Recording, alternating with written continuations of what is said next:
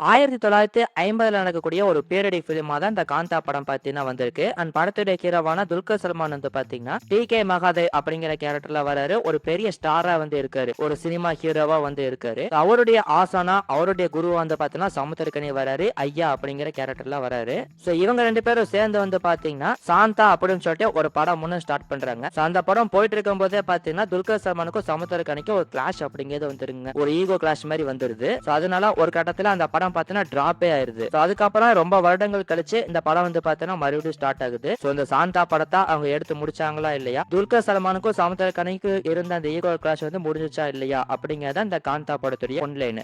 So இந்த காந்தா படத்துடைய teaser, trailer இதெல்லாம் வந்த டைம்ல பாத்தீங்கன்னா இந்த படம் வந்து எம்.கே. தியாகராஜ பாகவதர் அவருடைய பயோபிக் தான், அவரோட ஸ்டோரி தான் எடுத்து படமா பண்ணிருக்காங்க அப்படிங்கிற மாதிரிலாம் சொல்லிட்டு இருந்தாங்க. ஆனா இந்த படம் வந்து பாத்தீங்கன்னா கம்ப்ளீட்டா வேற ஒரு ஸ்டோரி தான். தியாகராஜ பாகவதருடைய பயோபிக்லாம் வந்து கிடையாது. ஆனா அவருடைய லைஃப்ல இருக்கக்கூடிய ஒரு சில சீன்ஸ், ஐ மீன் இந்த ஒரு சில இன்ஸ்பிரேஷனை மட்டும் பார்த்தா இந்த படத்துல எடுத்திருக்காங்க. அதாவது தியாகராஜா பாகவதர் வந்துட்டு ஜெயிலுக்குலாம் போவார் இல்லையா, ஒரு 2 வருஷம் ஜெயில வந்து இருப்பாரு. அதே மாதிரி இந்த படத்துல துல்கர் சல்மான் வந்து பாத்தீங்கன்னா 2 வருஷம் ஜெயில இருக்கிற மாதிரி காமிச்சிருந்திருப்பாங்க. சோ இந்த மாதிரி ஒரு சில இன்ஸ்பிரேஷன் வந்து பாத்தீங்கன்னா அவருடைய கதையில இருந்து எடுத்திருக்காங்களே தவிர இந்த படம் வந்து பாத்தீங்கன்னா கம்ப்ளீட்டா பயோபிக்ல கிடையாது. சோ ஃபர்ஸ்ட் கேரக்டர்ஸ் உடைய பெர்ஃபார்மன்ஸ் அப்படின்னு பார்த்தோம்னா துல்கர் சல்மான், சமுத்திரக்கனி அண்ட் பாக்யஸ்ரீ போஸ் இவங்க தான் வந்து மெயின் கேரக்டர்ஸா படத்துல வராங்க. சோ இவங்க 3 பேர்த்தோட கேரக்டருமே தரமா இருந்துச்சு அப்படின்னு தாங்க சொல்லி ஆகணும். ஒரு டாப் நாச்சான பெர்ஃபார்மன்ஸ் இவங்க 3 பேருமே வந்து கொடுத்திருக்காங்க. என்ன கேட்டீங்கன்னா துல்கர் சல்மானுக்கு நேஷனல் அவார்டே கிடைச்சிரும், அந்த அளவுக்கு சூப்பரான பெர்ஃபார்மன்ஸ் வந்து கொடுத்திருக்காரு. அண்ட் அடுத்து ராணா தகுபதி எடுத்துக்கிட்டோம் அப்படின்னா படத்தோட செகண்ட் ஹாஃப்ல தான் என்ட்ரி கொடுக்கிறாரு. அவருடைய பெர்ஃபார்மன்ஸுமே தரமா தான் இருந்துச்சு. ஆனா அவருடைய கேரக்டருக்கு அவரை தான் போட்டுருக்கணுமா அப்படிங்கிற மாதிரி தான் தோணுச்சு.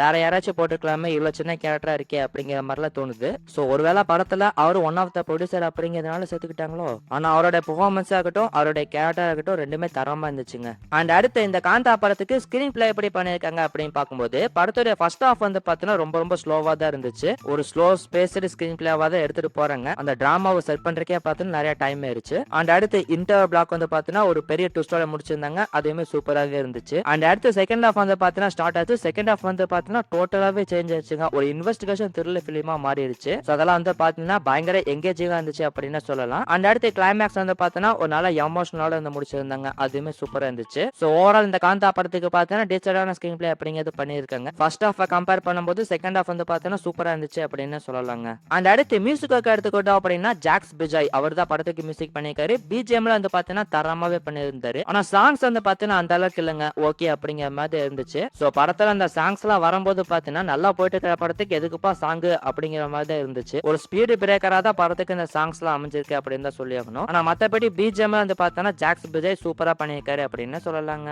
அந்த அடுத்து இந்த காந்தா படத்துடைய பிளஸ் அப்படின்னு பார்த்தோம்னா படத்தில் நடிச்சுக்கிற கேரக்டர்ஸ் உடைய பெர்ஃபார்மன்ஸுங்க. எல்லாருமே வந்து பாத்தீங்கன்னா தரமான பெர்ஃபார்மன்ஸ் அப்படிங்கறத கொடுத்துருக்காங்க. என்னதான் படம் வந்து ஸ்லோவாவே போனாலும் அவங்களோட பெர்ஃபார்மன்ஸை பார்க்கறதுக்கே சூப்பரா இருக்குங்க. அதுக்காகவே படம் பார்க்கலாம்ப்பா அப்படிங்கிற மாதிரி தான் இருந்துச்சு. அண்ட் அடுத்த பிளஸ் என்ன அப்படின்னு பார்த்தீங்கன்னா படத்துடைய செகண்ட் ஹாஃப். ஃபர்ஸ்ட் ஹாஃப் வந்து என்னடா இவ்வளவு ஸ்லோவா போகுது, என்னடா படம் இது அப்படிங்கிற மாதிரிலாம் தோணுச்சு. ஆனா செகண்ட் ஹாஃப் வந்து பார்த்தீங்கன்னா அப்படியே டோட்டலா சேஞ்ச் ஆகி ஒரு இன்வெஸ்டிகேஷன் த்ரில்லர் ஃபிலிமா மாறிடுச்சு. அதையுமே பார்த்தீங்கன்னா சூப்பரா பண்ணியிருந்தாங்க. அண்ட் அடுத்த பிளஸ் என்ன அப்படின்னு பார்த்தீங்கன்னா இந்த படத்துல வந்து சமுத்திரக்கனிக்கும் துல்கர் சல்மானுக்கும் இந்த ஈகோ கிளாஷ் வரும் இல்லையா, அந்த சீன்ஸ்ல வந்து பார்த்தீங்கன்னா பார்க்கறதுக்கு நல்லாவே இருந்துச்சுங்க. அண்ட் அடுத்த பிளஸ் என்ன அப்படின்னு பார்த்தீங்கன்னா படத்துடைய இன்டர்வல் பிளாக். சோ முன்னாடியே சொல்லியிருந்த மாதிரி ஒரு பெரிய ட்விஸ்டோட தான் வந்து பார்த்தீங்கன்னா இன்டர்வல் பிளாக் வச்சிருக்காங்க, அதுவுமே சூப்பரா ஒர்க் அவுட் ஆயிருந்துச்சு அப்படின்னு சொல்லலாங்க.